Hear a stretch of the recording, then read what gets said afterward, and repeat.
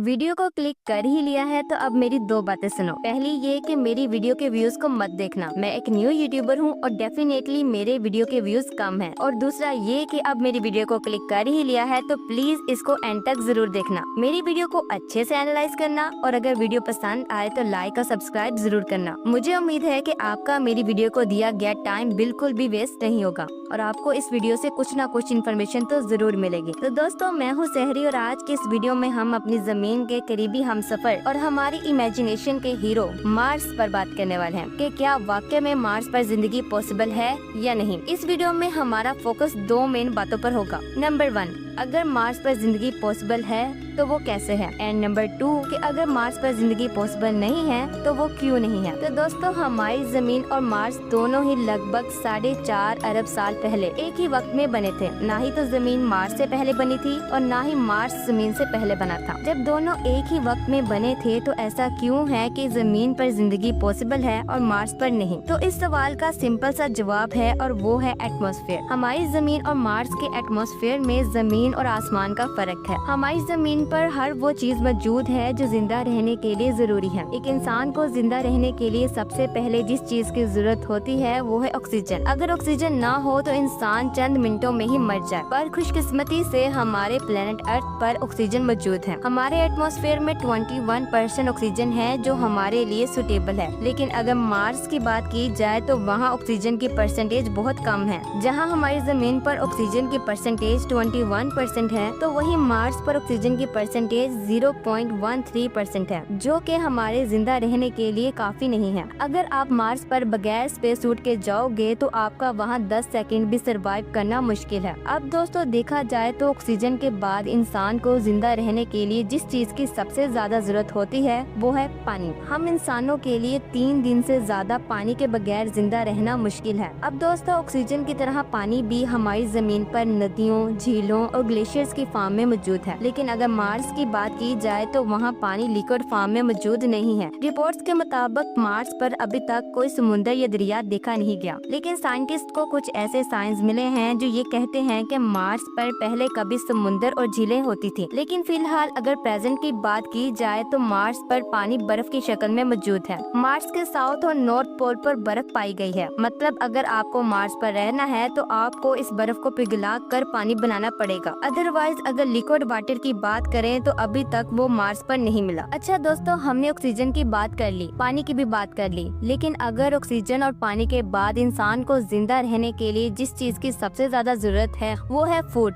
यानी खाना। बगैर खाने के हम लोग सरवाइव नहीं कर सकते और लकीली हमारी जमीन ऐसी है जिस पर खाने की कमी नहीं है। हमारी जमीन की मिट्टी न्यूट्रिएंट से भरी हुई है। हम यहाँ पर ढेरों किस्म के फल और सब्जियाँ उगाते हैं। लेकिन मार्स की मिट्टी हमारी जमीन की मिट्टी की तरह जरखेज नहीं है, बल्कि मार्स की मिट्टी टॉक्सिक यानी जहरीली है। मार्स की मिट्टी में परक्लोरेट्स होते हैं जो कि आपके लगाए गए पौधे को जहरीला बना देते हैं। न सिर्फ मिट्टी जहरीली है बल्कि वहाँ का मौसम भी ऐसा है जिसमें प्लांट्स का उगना मुश्किल है। इन शॉर्ट, मार्स पर कोई नेचुरल फूड प्रोडक्शन पॉसिबल नहीं है। लेकिन दोस्तों, ऑक्सीजन, पानी और फूड के अलावा भी अगर बात की जाए एनवायरनमेंट की तो मार्स का एनवायरनमेंट हम इंसान के रहने के काबिल नहीं है। मार्स का साइज हमारी जमीन से आधा है। न सिर्फ साइज बल्कि मार्स पर ग्रेविटी भी हमारी जमीन से आधी है। हमारी जमीन पर ग्रेविटी 9.8 मीटर पर सेकंड स्क्वायर है, जो कि हमारे लिए बिल्कुल सुटेबल है। ये ग्रेविटी हमारे पूरे सिस्टम को बैलेंस में रखती है और इसी ग्रेविटी की वजह से हम जमीन पर चल पाते हैं। अगर ये ना होती तो हम लोग हवा में उड़ते हुए नजर आते, मगर खुशकिस्मती से हमारी जमीन पर ये भी नॉर्मल है। लेकिन अगर मार्स की बात करें तो वहाँ पर ग्रेविटी 3.7 मीटर पर सेकंड स्क्वायर है, जो कि हमारी जमीन की ग्रेविटी के मुकाबले में आधी भी नहीं है। और ग्रेविटी कम होने का मतलब है कि अगर आपका वजन जमीन पर 50 किलो है तो आपका वही वजन मार्स पर 17 किलो होगा। न सिर्फ ये बल्कि कम ग्रेविटी की वजह से मार्स पर आपके मसल और बोन्स दोनों ही वीक हो जाएंगे। हमारी जमीन की ग्रेविटी हमारे ब्लड सर्कुलेशन को बैलेंस में रखती है, मगर मार्स पर कम ग्रेविटी की वजह से आपका ये नॉर्मल ब्लड सर्कुलेशन का पैटर्न डिस्टर्ब हो जाएगा और आप बहुत जल्दी बीमार हो जाओगे। न सिर्फ ग्रेविटी बल्कि मार्स मार्स पर टेम्परेचर भी बहुत ज्यादा अजीब है। दिन में तो मार्स का टेम्परेचर थोड़ा गर्म होता है, जिसमें हम इंसान फिर भी सरवाइव कर सकते हैं, लेकिन रात होते ही ये टेम्परेचर -100 डिग्री सेल्सियस तक गिर जाता है। मतलब कुछ मिनटों में ही आप फ्रीज होकर बर्फ बन जाओगे। ना सिर्फ टेम्परेचर बल्कि मार्स पर मैग्नेटिक फील्ड भी नहीं है, जिसकी वजह से सूरज की खतरनाक रेडिएशन डायरेक्ट मार्स के सरफेस पर पड़ती है। अगर हम मार्स के सरफेस पर रहें तो सूरज की रेडिएशन की वजह से हम लोग बहुत ज्यादा जल्दी मर जाएंगे। अब दोस्तों देखा जाए तो मार्स पर जिंदगी पॉसिबल नजर नहीं आती, क्योंकि ना तो वहाँ पर ऑक्सीजन पूरी है, ना पानी है, ना हम खाना उगा सकते हैं, ना ही ग्रेविटी पूरी है और टेम्परेचर भी बहुत ज्यादा शदीद है। लेकिन इन सब के बावजूद भी ऐसा क्या है जिसकी वजह से साइंटिस्ट ये दावा करते हैं कि मार्स पर जिंदगी पॉसिबल है। तो चले दोस्तों, अब मैं आपको कुछ ऐसी साइंटिफिक स्ट्रेटेजीज बताने वाली हूँ जिनको फॉलो करके शायद हम मार्स पर जिंदगी गुजार सके। अभी तक मैंने आपको बताया कि मार्स पर जिंदगी पॉसिबल क्यों नहीं है, और अब मैं आपको बताने वाली हूँ कि मार्स पर जिंदगी कैसे पॉसिबल हो सकती है। Number 1 strategy, Doom cities. जैसा कि मैंने आपको पहले बताया कि मार्स पर ऑक्सीजन कम है, टेम्परेचर भी बहुत ज्यादा शदीद है और सूरज की खतरनाक रेडिएशंस भी हैं। इसलिए हम मार्स पर डूम सिटीज यानी बंद शहर बनाएंगे, जो कि शीशे या मेटल के बनाए जाएंगे। शीशे और मेटल की वजह से हम सूरज की खतरनाक रेडिएशन से तो बच जाएंगे, और इन डूम सिटीज में हम आर्टिफिशियल ऑक्सीजन पंप करेंगे, जिसकी वजह से हमें ऑक्सीजन की कमी भी नहीं होगी। इन डूम सिटीज को ऐसा डिजाइन किया जाएगा जो कि रात की शदीद सर्दी को भी बर्दाश्त कर सके। इन डूम सिटीज को बनाने से हमारे 3 मसले तो हल हो जाएंगे। नंबर 1 ऑक्सीजन का मसला,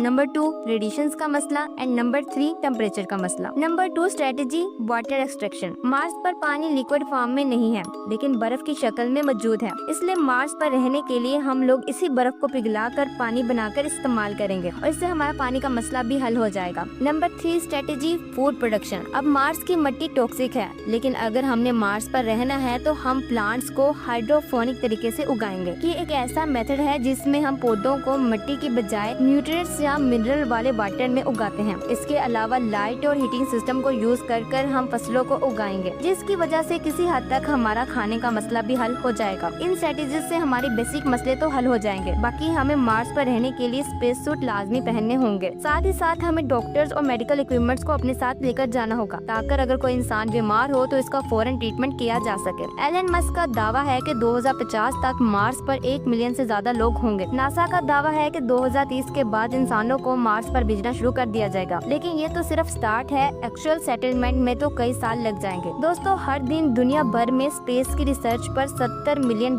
से ज्यादा की अमाउंट खर्च होती है, जिसमें से एक बड़ी अमाउंट मार्स मिशन पर लगाई जाती है। दोस्तों, आपका क्या ख्याल है कि क्या हम लोग जो पैसा मार्स मिशन पर लगा रहे हैं वो ठीक है? क्या हमें वाकई में मार्स पर जाने की जरूरत है, या फिर हमें इस पैसे को अपनी जमीन पर खर्च करना चाहिए है और इसको और खूबसूरत और रहने के काबिल बनाना चाहिए है? कमेंट बॉक्स में जरूर बताइएगा। तो दोस्तों, ये थी आज की वीडियो। अगर वीडियो अच्छी लगी है तो लाइक करें, शेयर करें, और अगर चैनल पर पहली बार आए हैं तो सब्सक्राइब किए बगैर मत जाइएगा। मिलती हूँ आपसे एक नई वीडियो में, तब तक के लिए अपना बहुत ज्यादा ख्याल रखें। खुदा हाफिज।